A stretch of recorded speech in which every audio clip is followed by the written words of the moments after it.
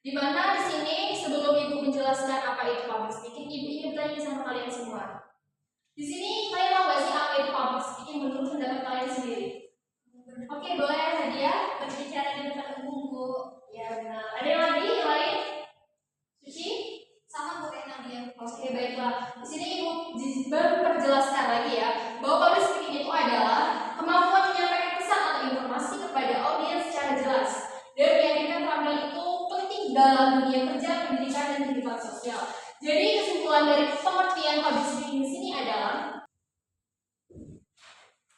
bahwasanya itu public speaking itu adalah kemampuan untuk menyampaikan pesan secara jelas, menarik, dan menyampaikan kepada audiensnya itu secara lengkap dan secara informatif. Nah, selain dari pengertian itu, Ibu akan menjelaskan berbagai tahap di mana public speaking itu ada tahap manfaat public speaking, persiapan sebelum berbicara pada saat kita berpublic speaking, terus yang ketiga itu ada teknik public speaking. Jadi cara mengatasi gugup dalam public speaking seperti kalian pada saat yang kalian jelaskan itu, kalian ngeblank, nervous, lalu kalian pikiran kalian kacau, itu akan dijelaskan di cara mengatasi. Itu ada 4 unsur, di mana terdiri yang pertama itu ada meningkatkan percaya diri. Yang pertama itu ada meningkatkan kepercayaan diri. Maksudnya apa sih Bu?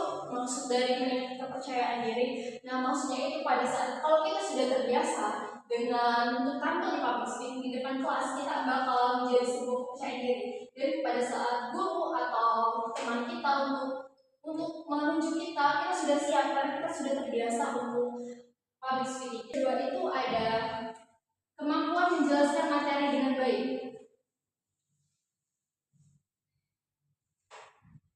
Nah, maksud dari kemampuan kepercayaan diri itu seperti apa sih Bu? Nah, kalau kalian sudah terbiasa untuk public speaking di depan kelas nih, kalian bakal itu kemampuan kepercayaan diri kalian sudah terbiasa gitu. Jadi pada saat kalian sudah terbiasa untuk tampil, untuk public speaking, kalian menjadi hal yang sangat tidak gugup karena kalian sudah terbiasa dan sudah berpengalaman.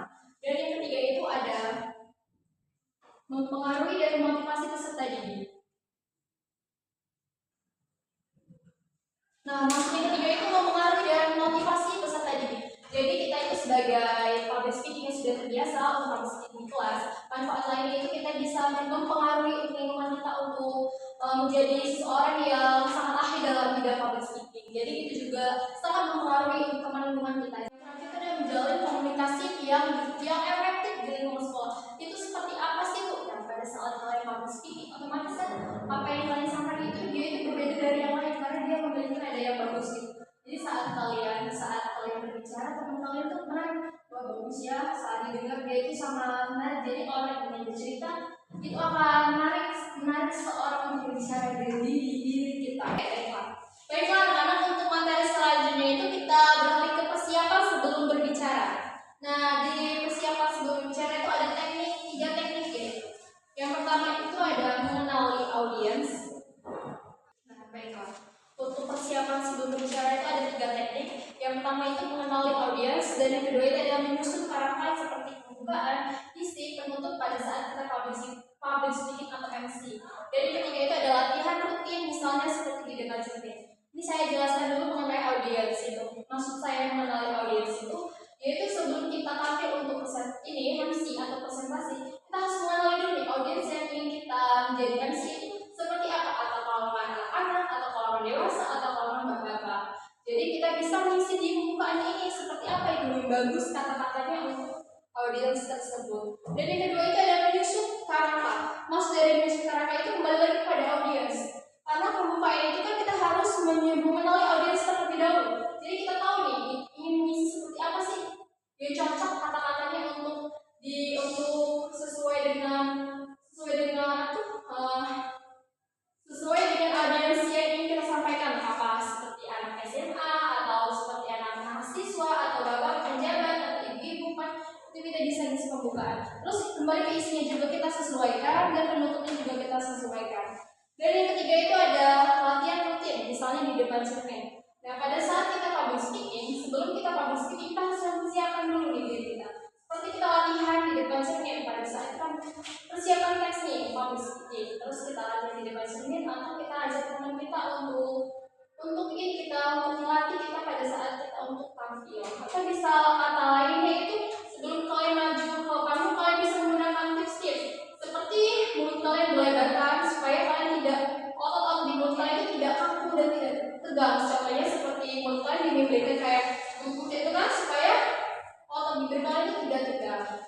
Baiklah, untuk teknik public speaking dan cara mengatasi gugup dalam public speaking itu bakal Ibu jelaskan untuk minggu depan, materi minggu depan. Nah, tugas kalian itu Ibu cuma minta kalian membuat sebuah teks public speaking menggunakan persiapan sebelum berbicara ini, seperti mengenali audiens, menyusun kata, terus latihan rutin misalnya di debat cerita. Setelah kalian mau audiens kalian seperti apa, atau anak-anak, atau siapa kalangan remaja, selama kalian juga boleh. Baiklah, itu aja yang ingin Ibu sampaikan. Ada pertanyaan dari teman dari anak-anak? Tidak ada. Baiklah, kalau tidak di sini Ibu simpulkan ya mengenai public speaking itu apa. Jadi public speaking itu adalah keterampilan yang esensial yang wajib dimiliki calon pendidik dan bisa dilatih dengan kesungguhan dan latihan terus-menerus supaya public speaking kita terbiasa dan lebih baik.